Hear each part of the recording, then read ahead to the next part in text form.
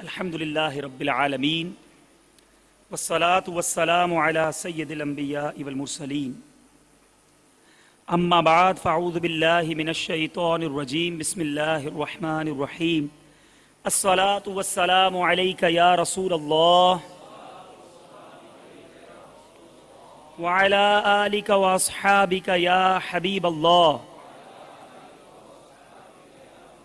الصلاة والسلام علیک یا نبی اللہ وعلی آلک واصحابک یا نور اللہ۔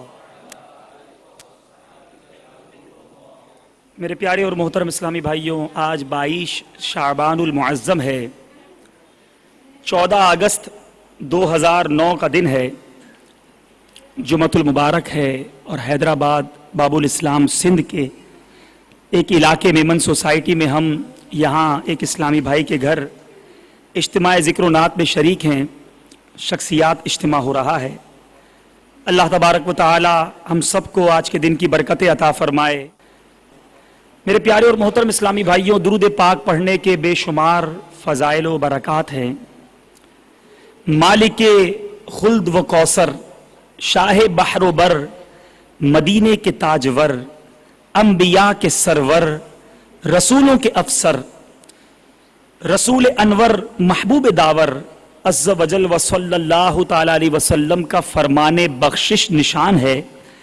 اللہ عز و جل کی خاطر آپس میں محبت رکھنے والے جب باہم ملیں اور مصافحہ کریں، یعنی ایک دوسرے سے ہاتھ ملائیں اور نبی پاک صلی اللہ تعالی علیہ وسلم پر درود پاک بھیجیں، تو ان کے جدا ہونے سے پہلے دونوں کے اگلے پچھلے گناہ بخش دیے جاتے ہیں۔ صلو علی الحبیب صلی اللہ تعالی علی محمد صلی اللہ علیہ وسلم۔ غور کیجئے، اللہ تعالیٰ کی رحمت سرکار دو عالم صلی اللہ تعالی علیہ وسلم کی امت پر کس قدر برسنا چاہتی ہے۔ دو مسلمان آپس میں ملتے ہیں۔ کتنا پیارا مذہب ہے ہمارا اسلام، کتنا پیسفل مذہب ہے، امن و سلامتی کا کیسا پیغام دیتا ہے۔ ملاقات ہو رہی ہے، سب سے پہلے السلام علیکم ورحمۃ اللہ، اللہ تعالیٰ کی تم پر سلامتی ہو، رحمت ہو۔ دوسرا بھائی کہے وعلیکم السلام ورحمۃ اللہ وبرکاتہ، اللہ کی طرف سے تم پر بھی سلامتی ہو، رحمت ہو، برکتیں نازل ہوں۔ کیسی محبتیں قائم کی جا رہی ہیں کہ آپس میں ملو تو ایک دوسرے کو دعائیں دو، اور پھر ملتے وقت اپنے آقا کو نہ بھولو، اس نبی کو نہ بھولو، اور سرکار کی ذات والا تبار پر درود بھیجو، تو دونوں مسلمان بھائیوں کے جدا ہونے سے پہلے اللہ تعالیٰ دونوں کی مغفرت فرما دیتا ہے۔ غور کیجئے، اگر یہ معاشرہ اسی انداز سے ہم اس معاملے کو اجاگر کریں، ہر مسلمان ایک دوسرے کو دعا دینے والا بن جائے، محبت کرنے والا بن جائے، تو فقط ایک سلام کی سنت کو عام کرنے کی برکت سے ہم مسلمانوں کے درمیان سے نفرتوں کو، ایک دشمنیوں کو، طرح طرح کی رنجشوں کو دور کر سکتے ہیں۔ کہ جو مسلمان بھائی اپنے بھائی کو سلامتی کی دعا دے رہا ہو، جو مسلمان بھائی اپنے بھائی کو ملاقات کے وقت رحمت کی دعا دے رہا ہو، وہ مسلمان بھائی دوسرے مسلمان بھائی کا کس طرح برا چاہ سکتا ہے۔ تو پتہ چلا میرے آقا کی سنتوں کو عام کرنے میں برکتیں اور رحمتیں ہی ہیں۔ تو نیت کیجئے انشاءاللہ کہ سلام کی سنت کو سب مل کر عام کریں گے۔ میرے پیارے اور محترم اسلامی بھائیوں، حضرت سیدنا مالک بن دینار علیہ رحمت اللہ الغفار ایک بار بصرہ کے ایک محلے میں ایک زیر تعمیر عالی شان محل کے اندر داخل ہوئے۔ کیا دیکھتے ہیں کہ ایک حسین نوجوان مزدوروں، مستریوں اور کام کرنے والوں کو بڑے انہماک کے ساتھ ہر کام کی ہدایت دے رہا ہے، انسٹرکشن دے رہا ہے۔ آج ہمارا بھی اگر گھر بن رہا ہو تو بعض اوقات کاروبار چھوڑ کر بھی لوگ اپنے گھر کو بنانے میں مصروف ہو جاتے ہیں۔ تو حضرت سیدنا مالک بن دینار علیہ رحمت اللہ الغفار نے اپنے رفیق حضرت سیدنا جعفر بن سلیمان علیہ رحمت اللہ الحنان سے فرمایا، ملاحظہ فرمائیے کہ یہ نوجوان محل کی تعمیر و تزئین یعنی زیب و زینت کے معاملے میں کس قدر دلچسپی رکھتا ہے، مجھے اس کے حال پر رحم آ رہا ہے۔ میں چاہتا ہوں کہ اللہ تعالیٰ سے دعا کروں کہ اسے اس حال سے نجات دے۔ کیا عجب کہ یہ نوجوانان اہل جنت میں سے ہو جائے. یہ فرما کر حضرت سیدنا مالک بن دینار علیہ رحمت اللہ الغفار اور حضرت سیدنا جعفر بن سلیمان علیہ رحمت اللہ الحنان کے ساتھ اس نوجوان کے پاس تشریف لے گئے. سلام کیا, اس نے سلام کا جواب دیا مگر آپ کو نہ پہچانا. جب تعارف ہوا تو آپ کی اس نے خوب عزت کی, توقیر کی کہ اتنے بڑے بزرگ میرے پاس آئے ہیں, اور تشریف آوری کا مقصد پوچھا. حضور ارشاد فرمائیے کیسے آنا ہوا. حضرت سیدنا مالک بن دینار نے اس نوجوان پر انفرادی کوشش کا آغاز کرتے ہوئے فرمایا, آپ اس عالیشان مکان پر کتنی رقم خرچ کرنے کا ارادہ رکھتے ہیں, کتنی کاسٹ آپ اس مکان پر خرچ کریں گے. تو اس نے نوجوان نے عرض کیا 1,00,000 درہم اس پورے مکان کو رینوویٹ کرنے کے لیے میں خرچ کروں گا. حضرت سیدنا مالک بن دینار نے فرمایا اگر یہ رقم آپ مجھے دے دیں تو میں آپ کے لیے ایک ایسے عالیشان محل کی ضمانت لیتا ہوں جو اس سے زیادہ خوبصورت اور پائیدار ہے. اس کی مٹی مشک و زعفران کی ہوگی, وہ کبھی منہدم نہ ہوگا, اور صرف محل ہی نہیں بلکہ اس کے ساتھ خادم, خادمائیں اور سرخ یاقوت کے کبے, نہایت شاندار اور حسین خیمے وغیرہ بھی ہوں گے. اور اس محل کو معماروں نے نہیں, آج کل کے مستریوں انجینئروں نے نہیں, بلکہ صرف اللہ تعالیٰ کے کن کہنے سے وہ محل بنا ہوگا. نوجوان حیران ہو گیا, جواباً عرض کی 1 رات کی مہلت دے دیجئے, میں تھوڑا اس پر غور کر لوں. حضرت سیدنا مالک بن دینار علیہ رحمت اللہ الغفار نے فرمایا ٹھیک ہے, تم 1 رات سوچ لو. اس مکالمے کے بعد یہ دونوں بزرگ وہاں سے تشریف لے گئے. حضرت سیدنا مالک بن دینار علیہ رحمت اللہ الغفار کو رات میں بار بار اس نوجوان کا خیال آتا رہا. اللہ والوں کی شان دیکھیے. یہاں اس واقعے کو تھوڑا سا روک کر آپ کی توجہ لینا چاہتا ہوں کہ ایک نوجوان اپنے مکان کی تعمیر میں مصروف ہے, مگر اللہ کے نیک بندوں کو سرکار کی امت کی غمخواری کا جذبہ کیسا تھا کہ کاش یہ نوجوان یہ کام چھوڑ کر نیکی کے راستے پہ لگ جائے, یہ نوجوان اہلیان جنت میں سے ہو جائے. اور جب اس نوجوان کو ایسی عظیم و شان آفر کر دی تو رات بھر ہونا تو یہ چاہیے وہ نوجوان سوچتا. مالک بن دینار سوچ رہے ہیں کہ اس نوجوان کے بارے میں سوچ رہے ہیں کہ کاش یہ میری آفر قبول کر لے اور صبح آ جائے. آپ اس کے حق میں دعائیں خیر کرتے رہے. صبح کے وقت پھر اس کی جانب تشریف لے گئے تو نوجوان کو اپنے دروازے پر منتظر پایا. دروازہ کھولا تو وہ نوجوان جو ہے آپ کے دروازے پر کھڑا تھا. تو آپ نے نوجوان کا بڑے پرتپاک طریقے سے استقبال کرتے ہوئے جب ملاقات کی تو اس نوجوان نے عرض کی حضور کیا آپ کو کل کی بات یاد ہے. تو حضرت سیدنا مالک بن دینار نے کہا کہ ہاں کیوں نہیں. تو نوجوان نے 1,00,000 درہم کی تھیلی آپ کے ہاتھ میں دیتے ہوئے عرض کی کہ حضور یہ رہی میری پونجی, اور اب یہ قلم بھی موجود ہے, یہ پیپر بھی ساتھ لایا ہوں, براہ کرم آپ نے جو کل کہا تھا وہ مجھے لکھ کر ضمانت کے طور پر دے دیجئے. پکا کاروباری نوجوان تھا, پیسے بھی لے کر گیا, قلم اور پین, قلم اور دوات بھی ساتھ لے گیا. حضرت یہ پیسے بھی لیں اور اب لکھ کر دیجئے. حضرت سیدنا مالک بن دینار نے کاغذ اور قلم ہاتھ میں لیا اور اس مضمون کا بے نامہ لکھنا شروع کیا, ایگریمنٹ لکھنا شروع کیا. بسم اللہ الرحمن الرحیم. یہ تحریر اس غرض کے لیے ہے کہ مالک بن دینار فلاں بن فلاں کے لیے اس دنیاوی مکان کے عوض اللہ تعالیٰ سے ایک ایسے ہی شاندار محل دلانے کا ضامن ہے, اور اگر اس محل میں مزید کچھ اور بھی ہو تو اللہ تعالیٰ کا فضل ہے. اس 1,00,000 درہم کے بدلے میں نے ایک جنتی محل کا سودا فلاں بن فلاں کے لیے کر لیا ہے جو اس کے دنیاوی مکان سے زیادہ وسیع اور شاندار ہے, اور وہ جنتی محل قرب الہی عز و جل کے سائے میں ہے. حضرت سیدنا مالک بن دینار علیہ رحمت اللہ الغفار نے وہ ایگریمنٹ, وہ بے نامہ اس نوجوان کے حوالے کر دیا, اور 1,00,000 درہم کیا کیا, شام سے پہلے وہ سارے 1,00,000 درہم فقراء اور مساکین میں تقسیم کر دیے. اب اس عظیم عہد نامے کو لکھے ہوئے ابھی 40 دن بھی نہ گزرے تھے کہ نماز فجر کے بعد مسجد سے نکلتے ہوئے حضرت سیدنا مالک بن دینار علیہ رحمت اللہ الغفار کی نگاہ مسجد کی محراب پر پڑی. کیا دیکھتے ہیں کہ اس نوجوان کے لیے جو آپ نے ایگریمنٹ لکھا تھا وہی کاغذ وہاں رکھا ہوا ہے، اور اس کی پشت پر بغیر سیاہی بغیر انک کے یہ لکھا ہوا ہے، یہ تحریک چمک رہی ہے، اللہ عزیز اور حکیم کی جانب سے مالک بن دینار کے لیے پروانہ برات ہے کہ تم نے جس محل کے لیے ہمارے نام سے ضمانت لی تھی وہ ہم نے اس نوجوان کو عطا فرما دیا ہے، بلکہ اس سے 70 گنا زیادہ نوازا ہے۔ اب حضرت سیدنا مالک بن دینار اللہ والے تھے، جب یہ تحریر ملی تو فوراً اس نوجوان کی طرف چلنے لگے۔ آپ نے سوچا ہو نہ ہو کوئی ماجرا ہے۔ جب اس نوجوان کے مکان پر تشریف لے گئے تو وہاں سے رونے دھونے کی آہو فغاں کی آوازیں آ رہی تھیں۔ پوچھنے پر بتایا کہ وہ نوجوان کل دنیا سے جا چکا ہے، فوت ہو چکا ہے۔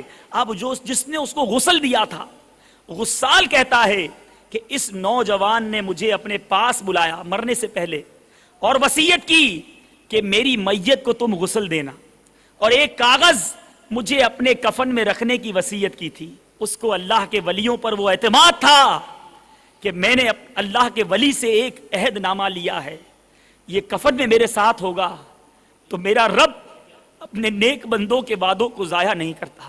اس نے کہا مرنے کے بعد میرے کفن میں یہ رکھ دینا۔ چنانچہ حسب وصیت اس کی تدفین کی گئی۔ حضرت سیدنا مالک بن دینار نے وہ پیپر جو آپ کو اپنی مسجد میں ملا تھا اس غسال کو دکھایا، اس غسل کرنے والے کو دکھایا، تو وہ بے اختیار پکار اٹھا واللہ العظیم یہ وہی کاغذ ہے جو میں نے کفن میں رکھا تھا۔ یہ ماجرا دیکھ کر ایک اور شخص حضرت سیدنا مالک بن دینار کی خدمت میں 2 لاکھ درم لے کر حاضر ہو گیا کہ حضور اب یہ 2 لاکھ درم لے لیجئے اور اس کے عوض مجھے بھی یہ پروانہ لکھ دیجئے۔ تو حضرت مالک بن دینار فرماتے ہیں جو ہونا تھا وہ ہو چکا، اللہ عز و جل جس کے ساتھ جو چاہتا ہے کرتا ہے۔ حضرت سیدنا مالک بن دینار اس مرحوم نوجوان کو یاد کر کے اکثر اشک باری فرمایا کرتے، اللہ عز و جل کی ان پر رحمت ہو اور ان کے صدقے ہماری مغفرت ہو۔ جس کو خدائے پاک نے دی خوش نصیب ہے، جس کو خدائے پاک نے دی خوش نصیب ہے، کتنی عظیم چیز ہے دولت یقین کی۔ میرے پیارے اور محترم اسلامی بھائیوں، حضرت سیدنا مالک بن دینار علیہ رحمت اللہ الغفار، حضرت سیدنا حسن بصری علیہ رحمت اللہ الغنی کے ہم اثر تھے۔ آپ نے ملاحظہ فرمایا کہ پروردگار جل جلالہ نے آپ کو کتنا اختیار عطا فرمایا تھا۔ آپ نے دنیاوی مکان کے عوض جنتی محل کا سودا فرما لیا۔ واقعی اللہ عز و جل کے ولیوں کی بہت بڑی شان ہوتی ہے۔ شان اولیاء سمجھنے کے لیے یہ حدیث پاک غور سے سن لیجئے کہ سید الانبیاء راحت العاشقین جناب صادق و امین صلی اللہ تعالی علیہ وسلم کا فرمان دل نشین ہے، تھوڑا سا ریا بھی شرک ہے۔ جو اللہ عز و جل کے ولی سے دشمنی کرے وہ اللہ عز و جل سے لڑائی کرتا ہے۔ اللہ تعالیٰ نیکوں پرہیزگاروں چھپے ہوں کو دوست رکھتا ہے کہ غائب ہوں تو ڈھونڈے نہ جائیں، حاضر ہوں تو بلائے نہ جائیں، اور ان کو نزدیک نہ کیا جائے۔ ان کے دل ہدایت کے چراغ ہوں، ہر تاریک گرد آلود سے نکلیں۔ آج ہم اسی کو عزت دیتے ہیں جو دنیا میں کوئی عزت رکھتا ہے۔ دنیا میں جس کے پاس بڑی گاڑی ہو، بڑا گھر ہو، اس کو سب تعظیم سے ملتے ہیں، حاجی صاحب کہہ کر پکارتے ہیں۔ وہ غریب جس کے پاس کھانے کو کچھ نہیں ہے، جس کے کپڑے میلے ہیں، جس کے جناب کپڑوں سے بعض اوقات ہمیں بو آتی ہے، پسینے کی بو آتی ہے، اس کے پاس خوشبو لگانے کے پیسے نہیں ہیں، ہمارے معاشرے میں اس کو کوئی نہیں بلاتا، کوئی دعوت میں بھی نہیں بلاتا۔ غور کیجئے، ہم نہیں جانتے اللہ کی بارگاہ میں کون مقبول ہے۔ یہ حدیث پاک ہم نے سنی، حاضر ہوں تو بلائیں نہ جائیں۔ وہ لوگ ایسے ہیں کہ غائب ہوں تو ڈھونڈے نہ جائیں، ان کو کوئی ڈھونڈنے بھی نہیں جائے کہ کہاں گیا وہ، اس کی کوئی کمی محسوس نہ کرے۔ ارے وہ اللہ کے نیک بندے اگر ہوں تو اللہ کی بارگاہ میں مقبول ہوتے ہیں۔ میرے پیارے اسلامی بھائیوں، معلوم ہوا کہ بارگاہ خدا بندی میں مقبولیت کا جو معیار ہے وہ دنیاوی شرف و بزرگی نہیں ہے۔ یہ ضرور نہیں ہے جو دنیا میں مشہور ہے وہی اللہ کی بارگاہ میں مقبول ہو۔ اگر دنیا میں گمنام ہے مگر رب کی بارگاہ میں مقبول ہو، ہم نہیں جانتے۔ میرے پیارے اور محترم اسلامی بھائیوں، بعض اوقات ایسے بھی بندے ہوتے ہیں جن کو اپنے پاس کوئی کھڑے نہیں ہونے دیتا، गुम हो जाए तो कोई ढूंढने वाला नहीं हो, वफात पा जाए तो कोई रोने वाला ना हो, किसी महफिल में तशरीफ लाएं तो कोई भाव पूछने वाला ना हो। बहरहाल हमें हर पाबंदे शरीयत मुसलमान का अदब व एहतराम करना चाहिए। अगर अदब बजा नहीं ला सकते तो कम से कम उसकी बेअदबी से बचना चाहिए, क्योंकि बाज लोग गुदड़ी के लाल होते हैं, यानी छुपे हुए बुजुर्ग होते हैं और हमें पता भी नहीं चलता, और बसा औकात उनकी बेअदबी आदमी को अमीक बर्बादी के घड़े में गिरा देती है। आज मेरे पास वो इस्लामी भाई मौजूद हैं जो किसी ना किसी मनसब पर हैं, शख्सियात हैं, कारोबारी हजरात हैं। आप में से कई ऑफिस होल्डर्स होंगे, कई बिजनेसमैन होंगे, कई किसी शोबे में अफसर होंगे, आपके मातहत कई लोग होंगे, आपके एम्प्लॉइज होंगे। कभी गौर किया कि जो मेरा मातहत है वो भी दिल रखता है, उसका भी दिल टूट सकता है। आज जब गुस्सा आता है अपने मातहत पर गुस्सा उतार देते हैं, अपने नौकर पे गालियां बरसा देते हैं, उसको बुरा भला कह देते हैं। अरे क्या मालूम यही मेरा नौकर अल्लाह का वली हो, अल्लाह की बारगाह में यही मकबूल हो, और मैं इसकी दिल आजारी कर रहा हूं। और किसी अल्लाह के नेक बंदे की दिल आजारी कर दी तो दुनिया और आखिरत बर्बाद हो जाएगी। अरे नेक बंदा तो दूर की बात, हमें नहीं मालूम कि वो अल्लाह का वली है कि नहीं। किसी मुसलमान का दिल तोड़ना किस कदर बड़ा कबीरा गुनाह है। जब तक ये मुसलमान हमें माफ नहीं करेगा, कयामत के दिन रब भी माफ नहीं करेगा। हुकूकुल इबाद का मामला इतना सख्त है।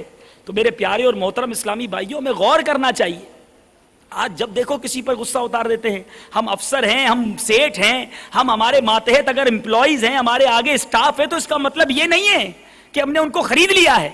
हम किसी की दिल आजारी नहीं कर सकते। इसी तरह अपने बीवी बच्चों के बारे में भी गौर कीजिए। बाज लोग बड़े अपने आप को समझते हैं कि मैं अपने घर वालों पर बड़ा रोब रखा हुआ है। नहीं, आज अगर हमारी ज़ौजा है, हमारे बच्चे हैं, हमें किसी की बिला उज़्र शरई दिल आजारी या उसको डांटने की इजाजत नहीं है। हम जब देखे रोब जारते रहते हैं। क्या मालूम अगर ये नाराज हो गए और कयामत के दिन हमारा गिरेबान पकड़ लिया, हम क्या जवाब देंगे। मेरे प्यारे और मोहतरम इस्लामी भाइयों, मौलाए करीम माफ करने वालों को किस कदर पसंद फरमाता है। एक साहबी का वाकया है कि आप रदी अल्लाह तआला अन्हु एक बार अपने एक गुलाम पर सख्ती फरमा रहे थे। गुलाम ने कोई हुक्म अदूली कर दी तो सख्ती फरमा रहे थे, तो आपने कोड़ा उठाया उसको मारने के लिए। तो पीछे से आवाज आई, मफहूम हदीस अर्ज कर रहा हूं कि ऐ मेरे साहबी, तुम जिस तरह इस पर कुदरत रखते हो, इस तरह तुम पर भी कोई कुदरत रखता है। जब ये सुना तो उन साहबी ने जब पीछे मुड़ के देखा तो आकाए दो जहां सल्लल्लाहु तआला अलैहि वसल्लम मौजूद थे।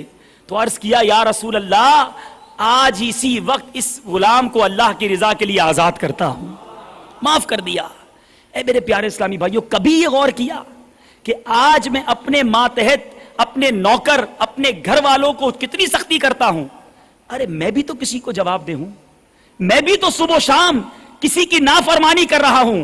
आज अपने नौकर का, अपनी बीवी का, अपने मातहत का एक जुर्म माफ करने के लिए मैं तैयार नहीं हूं। एक कसूर हो जाए मुझसे बर्दाश्त नहीं होता।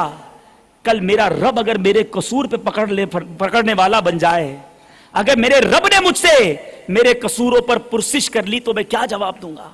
कभी ये सोचा, आज बंदे को माफ कीजिए, वो रब ये देखता है कि मेरा बंदा बंदा होकर बंदे को माफ कर रहा है। अरे मैं तो सबसे बड़ा माफ करने वाला हूं। वो मौलाए करीम फिर बंदों को माफ किया करता है। तुम जमीन वालों पर रहम करो, आसमानों का मालिक तुम पर रहम करेगा। ऐ मेरे प्यारे इस्लामी भाइयों, चूंकि माहे मुबारक की आमद है, ये तो रहमतों, बरकतों और सिला रहमी का महीना है। जिस कदर हो सके अपने मातहत, अपने घर वालों को फैसिलिटेट कीजिए, उनको सहूलतें दीजिए। अरे ये महीना मुसलमानों में खैर खाई का जज्बा फैलाने का महीना है, सख्ती का महीना नहीं है। जिस कदर अफ़्व और दरगुजर, जिस कदर मोहब्बतों को आप आम करेंगे, वो मौलाए करीम अपनी रहमतों का हम पर नुज़ूल फरमाएगा। एक शख्स बड़ा गुनाहगार था, उसका इंतकाल हो गया। मरने के बाद किसी ने ख्वाब में देखा, पूछा, अल्लाह ताला ने तुम्हारे साथ क्या मामला किया। उसने कहा, मेरी बख्शिश हो गई। ख्वाब देखने वाले ने पूछा, तुम तो बड़े गुनाहगार थे, तुम्हारी कैसे बख्शिश हो गई। कहने लगा, गुनाहगार तो था। एक बार खाना खाने बैठा, मेरी बीवी ने मुझे खाना पेश किया, उस खाने में नमक बहुत ज्यादा था। बड़ा गुस्सा आया कि ये खाना उठाकर, ये प्लेट उठाकर अपनी बीवी के मुंह पर मार दूं। और हम में से चंद बदनसीब ऐसे भी होंगे جو ذرا ذرا سی بات پر اپنے گھر والوں کو ڈانٹتے ہیں، گالیاں دیتے ہیں، ہاتھ اٹھا لیتے ہیں. غور کیجئے، یہ واقعہ غور سے وہ اسلامی بھائی سنیں. وہ شخص کہتا ہے کہ غصہ تو بڑا آیا، مگر پھر سوچا کہ میں بھی تو صبح و شام اپنے رب کی نافرمانی کرتا ہوں، میں بھی تو نہ جانے صبح و شام کتنے گناہ کرتا ہوں. میرا رب تو مجھے نہیں پکڑتا، وہ بھی تو مجھے معاف کر رہا ہے. کیا میں اپنی بیوی کی ایک غلطی معاف نہیں کر سکتا؟ اس شخص نے یہ سوچا اور کہتا ہے میں نے چپ چاپ کھانا کھا لیا، اپنی زوجہ کو کچھ نہ بولا. مرنے کے بعد مجھے بتایا گیا کہ اس روز تم نے اپنی زوجہ کو جو معاف کر دیا تھا، تو نے بندہ ہو کر میری بندی کو معاف کر دیا تھا. میں تو رب ہوں، جا میں نے تیرے سارے گناہوں کو معاف کر دیا. ارے غور کیجئے، کبھی ہم نے معاف کرنے کی عادت اپنائی؟ آج تو یہ نعرہ ہے کہ جناب ہم بدماش کے ساتھ بدماش ہیں، شریف کے ساتھ شریف ہیں. ارے یہ کوئی کارنامہ نہیں ہے کہ آپ نے قدرت رکھتے ہوئے، آپ نے جناب ایک افسر ہوتے ہوئے، ایک باس ہوتے ہوئے اپنے ماتحت کو جھاڑ دیا اور بڑا اپنے اندر ترم خانی محسوس کی کہ میں نے فلاں کو یہ کر دیا، فلاں کو نوکری سے فائر کر دیا. ہم نہیں جانتے کہ ہمیں رزق کس امپلائی کی وجہ سے دیا جا رہا ہے، نہ جانے کس ماتحت کی دعاؤں کی صدقے سے ہمارے رزق میں برکتیں ہو رہی ہوں گی. ہم نہیں جانتے. نہ جانے ہمارے گھر کے ہمارے کس غریب رشتہ دار کی ہم مدد کرتے ہوں گے، وہ مصلہ بچھا کر ہمارے لیے دعائیں کرتا ہوگا اور ہمارے کاروبار میں برکت ہو رہی ہوگی. ہم نہیں جانتے. ہم سمجھتے میں کما رہا ہوں، ہم سمجھتے میرا کوئی کمال ہے. ارے نہیں، ہمارے اندر کوئی کمال نہیں ہے، یہ رب کی عطا ہے. نہ جانے کس کی دعاؤں کا صدقہ ہے. آپ محبتیں بانٹنے والے بنیے، آپ معاف کرنے والے بنیے. اس نیت سے ہی معاف کیجئے کہ مولا میں تیرے بندوں کو معاف کر رہا ہوں، تو میرے جرموں کو معاف کر دیجئے. ہند کے ایک بہت بڑے بزرگ کی بارگاہ میں حاضری ہوئی، شیخ الحدیث تھے، بہت بڑے مفتی تھے. آپ نے مجھے اپنا واقعہ سنایا. فرماتے ہیں کہ ایک بار ایک طالب علم کو میں نے کچھ سزا دی. حالانکہ استاد کو یہ حق ہوتا ہے کہ طالب علم کو اس کی نا پڑھائی ہونے کی وجہ سے کسی انداز سے تنبیہ کرے، تھوڑی بہت ان کو سزا دے، غیر شرعی سزا نہ ہو. تو فرماتے وہ طالب علم مجھ سے معافی مانگتا رہا کہ استاد صاحب مجھے معاف کر دیں، استاد صاحب مجھے معاف کر دیں. میں نے کہا نہیں، تم نے بڑی شرارت کی ہے، میں معاف نہیں کروں گا. وہ بہت بڑی عمر کے بزرگ تھے، وہ مجھے یہ بات کرتے کرتے رو پڑے. وہ مفتی صاحب رو پڑے، مجھے وہ واقعہ یاد آ رہا ہے، ان کے وہ الفاظ یاد آ رہے ہیں. وہ فرمانے لگے کہ جب میں رات کو گھر پہ گیا، میں ساری رات روتا رہا کہ اللہ کا ایک بندہ مجھ سے معافی مانگتا رہا، میں نے اس کو معاف نہ کیا. اگر میرے رب نے مجھ سے قیامت کے دن سوال کر لیا کہ تو میرے بندے کو معاف نہیں کر رہا، جا میں تجھے معاف نہیں کروں گا. وہ بزرگ فرماتے میں ساری رات رب کو گواہ کرتا رہا، مولا میں نے تیرے اس بندے کو معاف کر دیا ہے، تو بھی مجھے معاف کر دے. میں نے تیرے بندے کو معاف کر دیا ہے، تو بھی مجھے معاف کر دے. وہ مفتی صاحب فرماتے صبح میں جامعہ میں گیا اور جا کر سب سے پہلے اس بچے سے میں نے معافی مانگی کہ بیٹا مجھے معاف کر دو، میں نے کل آپ کو معاف نہیں کیا تھا. یہ اللہ والوں کی میرے پیارے اسلامی بھائیوں نرم دلی ہوا کرتی ہے. تو آج رمضان کا مہینہ آنے والا ہے، مبارک مہینہ ہے. جس جس سے ناراضگی ہے، جس جس سے ہم نے رشتے قطع کیے ہوئے ہیں، جس جس سے ہم نے اپنی باتوں کو بند کیا ہوا ہے، چاہے وہ کاروباری حلقہ ہو، بزنس جیلسی ہو، یا ہمارے خاندان کے اندر ہماری رکاوٹیں ہوں، ختم کر دیجئے. اللہ تعالیٰ رشتہ کاٹنے والوں کو، بات چیت بند کرنے والوں کو پسند نہیں فرماتا. ارے پچھلے ہی دنوں تو شب برات گزری ہے. یہ وہ رات تھی کہ جس رات اللہ تبارک و تعالیٰ قبیلہ بنی کلب کی بکریوں کے بالوں کی تعداد کے مطابق مسلمانوں کو جہنم سے آزاد فرما دیتا ہے. کبھی ہم میں سے کوئی رویا، کسی کے آنسو نکلے کہ کروڑوں بخشے گئے، ان بخشے جانے والوں میں میرا نام لکھا گیا کہ نہیں؟ آج کوئی اسکیم اناؤنس ہو جائے، لاکھوں لوگوں کو اس اسکیم سے کوئی بینیفٹ مل جائے، ہمیں نہ ملے، ہمارا دل مایوس ہو جاتا ہے کہ یار سب کو بینیفٹ ہوا، مجھے نہیں ملا. اس میں ہم میں سے کون پریشان ہوا کہ شب برات کروڑوں بخشے گئے، ان بخشے جانے والوں میں میرا نام لکھا گیا؟ کسی کو فکر نہیں. حالانکہ حدیث پاک کا یہ مفہوم ہم نے بار بار سنا ہوگا کہ رشتہ داری کاٹنے والا، زنا کرنے والا، شراب پینے والا، ماں باپ کو ستانے والا شب برات جیسی عظیم رات بھی نہیں بخشا جائے گا. اور اب پھر مغفرت کا مہینہ آنے والا ہے، پھر مغفرت عام کا اناؤنسمنٹ ہے.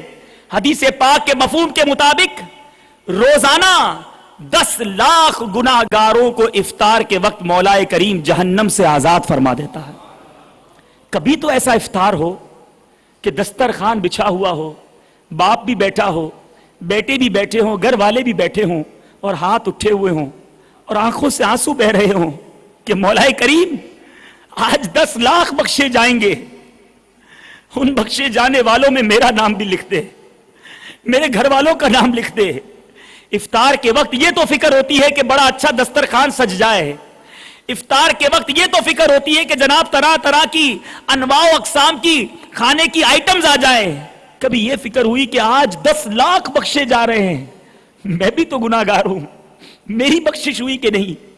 और फिर माह रमजान में जब जुमेरात की रात आती है, जुमा का दिन आता है, तो उस दिन अल्लाह तबारक व तआला हर लम्हे हर घड़ी 10-10 लाख गुनाहगारों को जहन्नम से आजाद फरमाता है। और जब चांद रात आती है, मौलाए करीम फरिश्तों से पूछता है, ए फरिश्तों, उस मजदूर के बारे में क्या कहते हो जिसने मजदूरी पूरी की?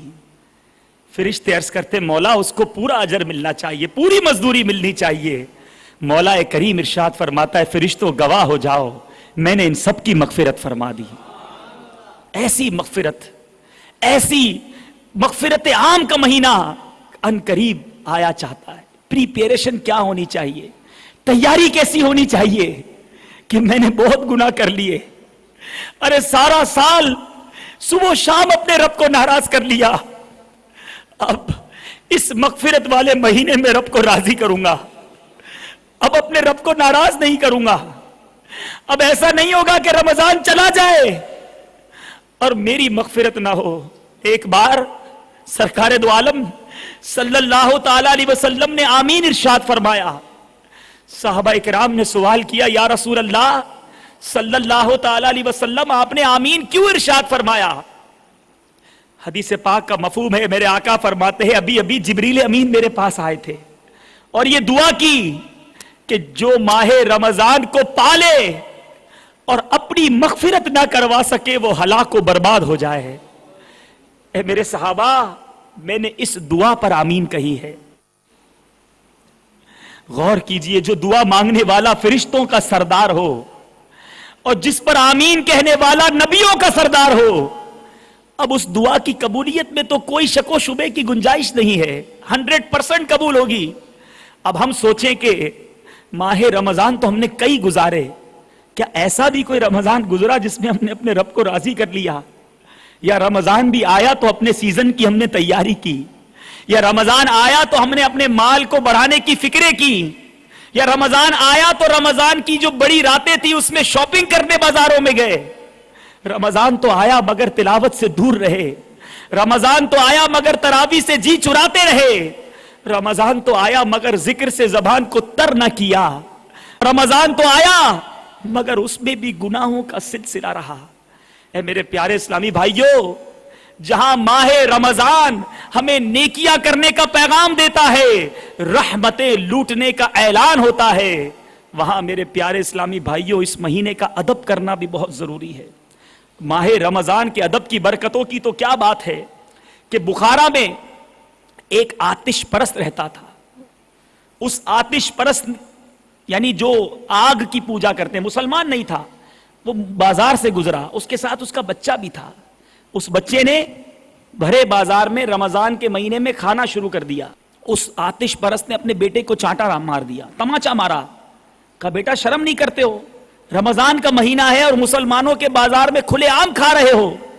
वो कहता है अब्बू जान आप भी तो खाना खाते हैं, आप भी तो रमजान में खाना खाते हैं, मुसलमान रोजा रखते हैं, आप तो रोजा नहीं रखते।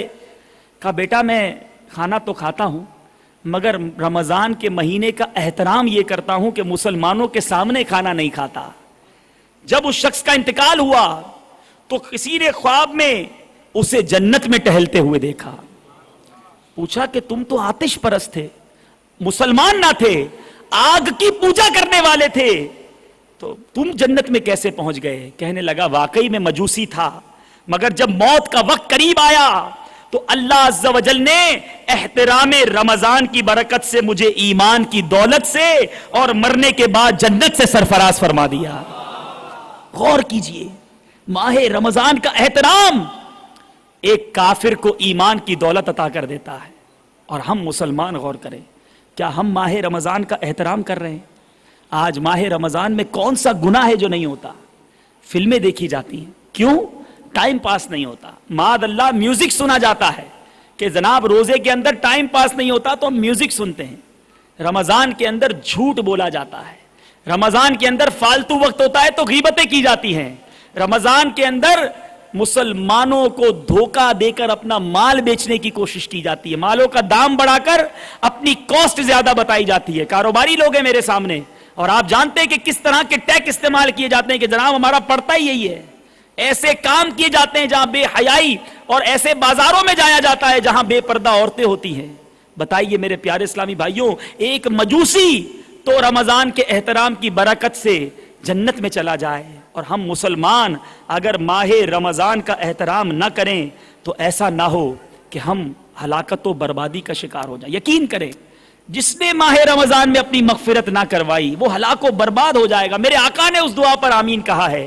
اب ہم نے دیکھنا ہے ہم نے یہ رمضان کیسا گزارنا ہے, اور رمضان میں جہاں نیکیاں کرنی ہیں وہاں گناہوں سے بچنا کتنا ضروری ہے. غور سے سنیے, میرے آقا ارشاد فرماتے ہیں, حدیث پاک کا ایک حصہ آپ کو سناتا ہوں, کہ جس نے اس ماہ میں کوئی نشہ آور شے پی, یا کسی مومن پر بہتان باندھا, یا اس ماہ میں کوئی گناہ کیا, تو اللہ عز و جل اس کے 1 سال کے اعمال برباد فرما دے گا. اور سنیے, میرے آقا فرماتے ہیں جس نے اس ماہ میں زنا کیا یا شراب پی تو اگلے رمضان تک اللہ عز و جل اور جتنے آسمانی فرشتے ہیں سب اس پر لعنت بھیجتے ہیں. اور اگر یہ شخص اگلے ماہ رمضان کو پانے سے پہلے مر گیا تو اس کے پاس ایسی کوئی نیکی نہ ہوگی جو اسے جہنم کی آگ سے بچا سکے.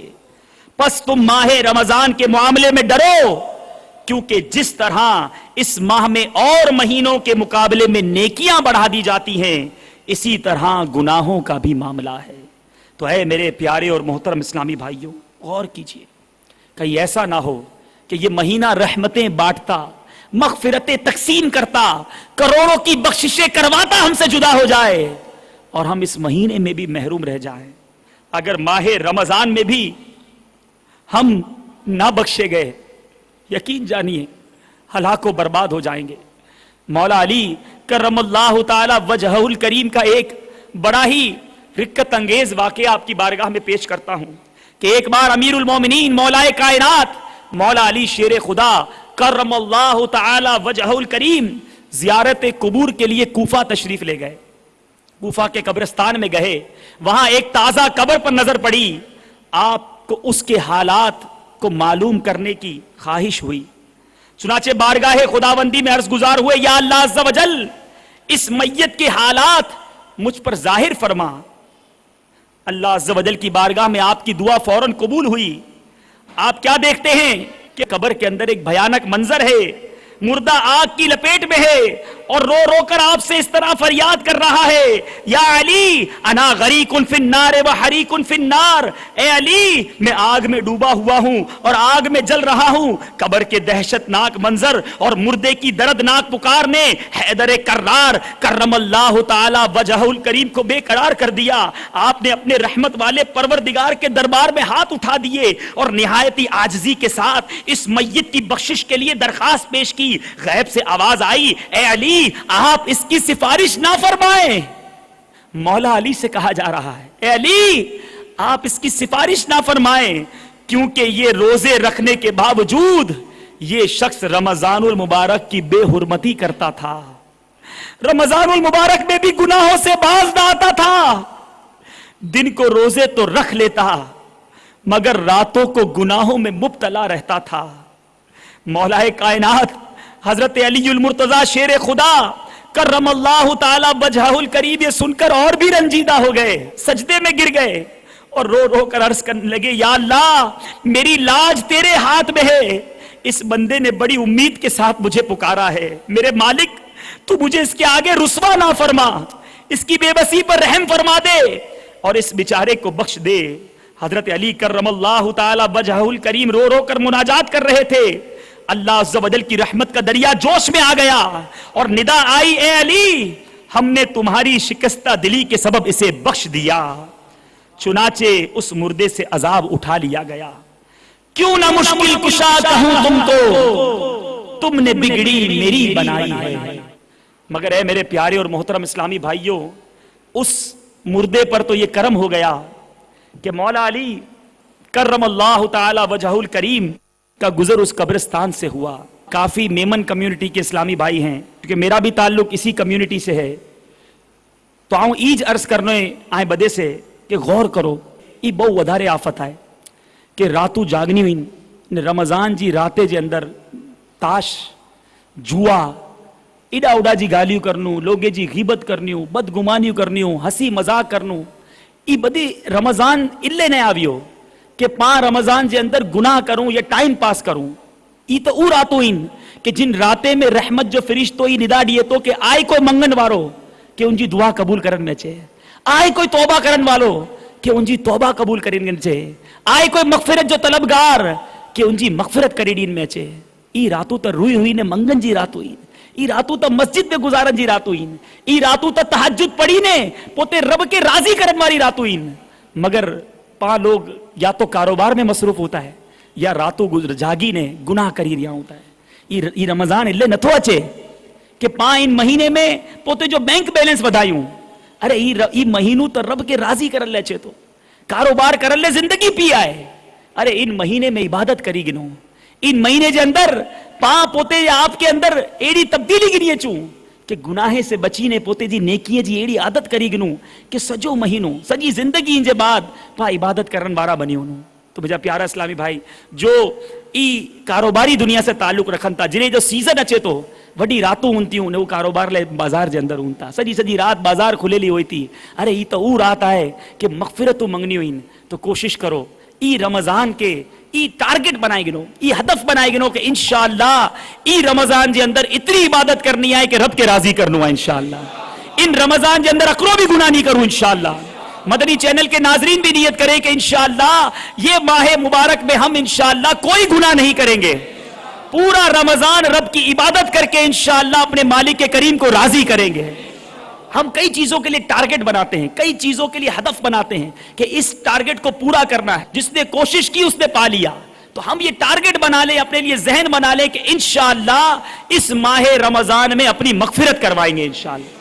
तो इसके लिए इबादतें करनी होंगी, इसके लिए इंशाअल्लाह भरपूर अच्छे अंदाज में रोजे रखने होंगे। याद रखिए बातिनी रोजा भी रखना होगा, फकत जाहिरी रोजा भूख प्यास तो हमने खाना पीना तो छोड़ दिया, मगर अब टाइम पास करने के लिए टीवी देखा जा रहा है।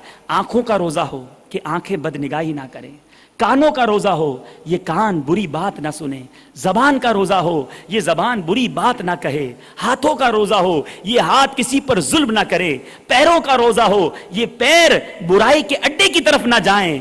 मेरे प्यारे इस्लामी भाइयों, अगर इन आज़ा का रोजा होगा तो सही मानों में रोजे की हलावत मिलेगी, दिल में रिक्कत तारी होगी। तो मेरे प्यारे इस्लामी भाइयों, आइए दावत इस्लामी आपको ये मौका देती है, अगर आप चाहते हैं कि बहुत रमजानें गुजरी, ऐसी रमजान तो याद नहीं पड़ती कि कोई गुनाह ना हुआ हो, गुनाह हो ही जाते हैं। हमारी आदतें ऐसी बन चुकी हैं, ऐसी गुनाहों की आदत बन चुकी है कि जितना छोड़ना चाहें हमसे गुनाह हो ही जाता है।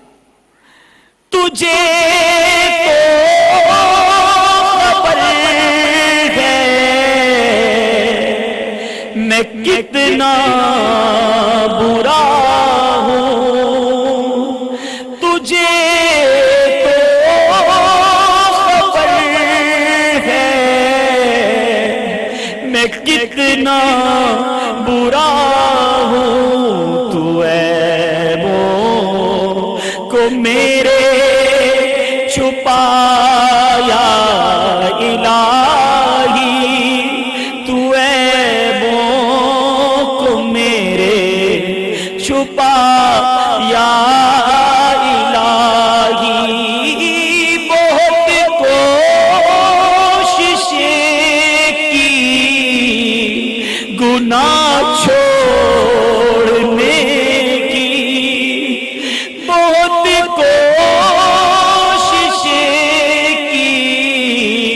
गुनाह छोड़ने की,